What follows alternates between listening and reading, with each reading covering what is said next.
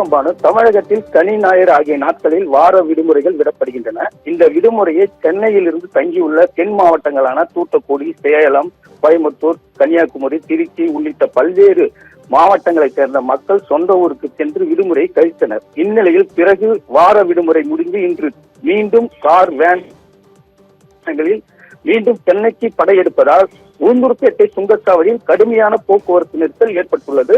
மேலும் ஆயிரக்கணக்கான வாகனங்கள் உளுந்தூர்பேட்டை சுங்கச்சாவடிக்கு வருவதால் போக்குவரத்து நெரிசல் ஏற்பட்டது காரணத்தினால் அந்த திருச்சி சென்னை ஜிஎஸ்டி சாலையில் 3 கிலோமீட்டர் வரை வாகனங்கள் அணிவகுத்து சுங்கச்சாவடி ஊர்ந்து சென்று கடந்து செல்கின்றன.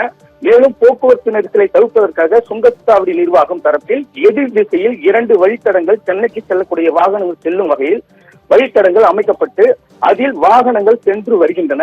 தொடர்ந்து போக்குவரத்து போலீசார் வாகனங்களை ஒழுங்குபடுத்தி போக்குவரத்து சரி செய்வதோடு மேலும் அசம்பாவிதம் எதுவும்